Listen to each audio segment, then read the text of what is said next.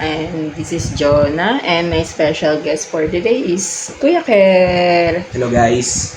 And we're going to discuss is tradition and personal beliefs. First of all, para sa'yo Kuya Ker, ano ang tradition?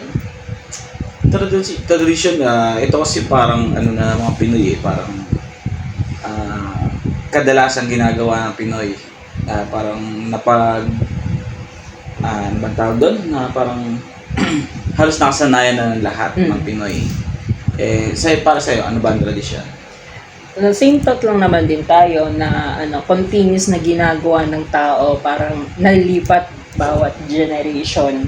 Na ano yung paborito mong tradition na mostly ginagawa mo?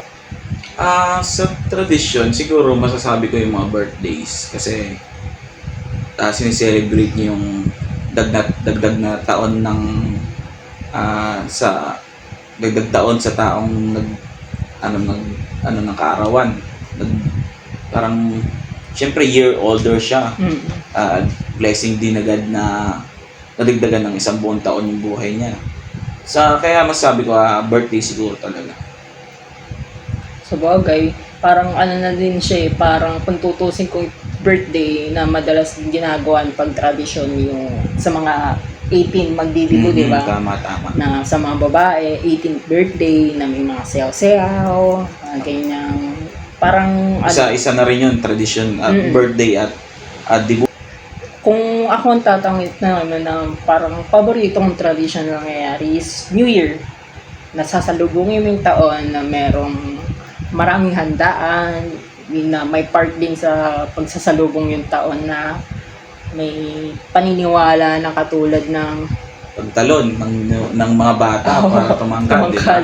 Yung kaya yung mga dapat bumili ng 13 na prutas na bilog na, Isa pa yun.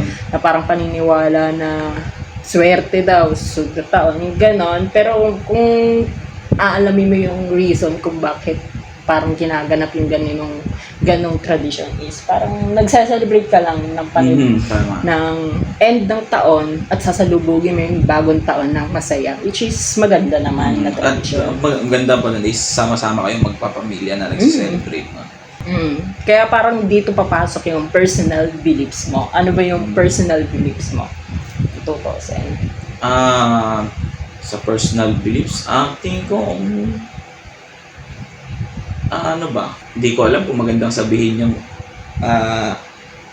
experience na sabihin ko na sa simbahan na tingin ko ang dapat mong paniwalaan is yung belief mo talaga na merong nag-iisang creator.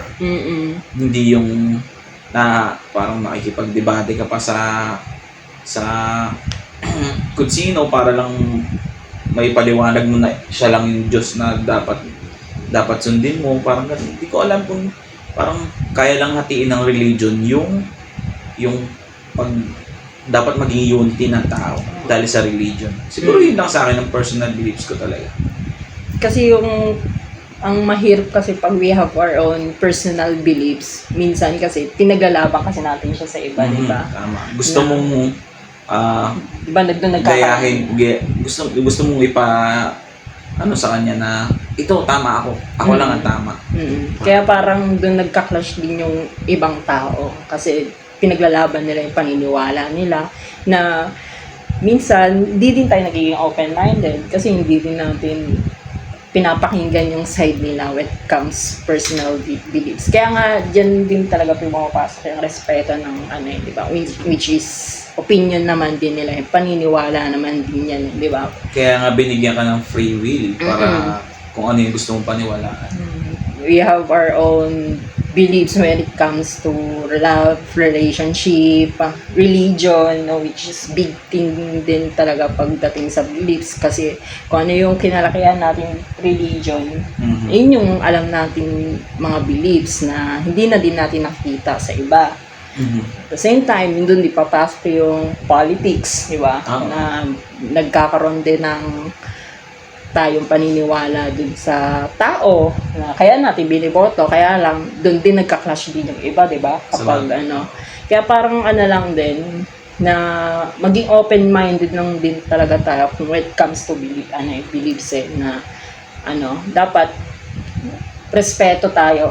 Magkaroon tayo ng respeto sa opinion ng ibang tao, paniniwala ng ibang tao, para kasi kapag nagkakaroon tayo ng respeto, naiintindihan din natin yung beliefs nila.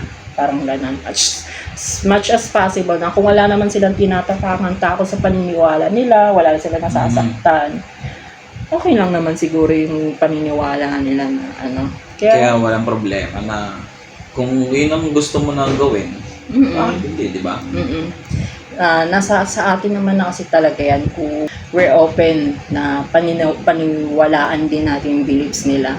Kung maganda ba ito sa atin, nakakabuti naman din to, why not?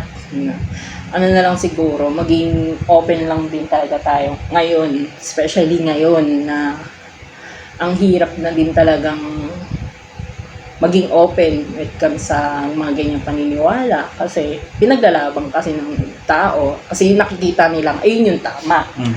Diba? Parang ayaw nilang pakinggan ng ibang saloobin, kaya parang big deal din talaga yung personal beliefs natin.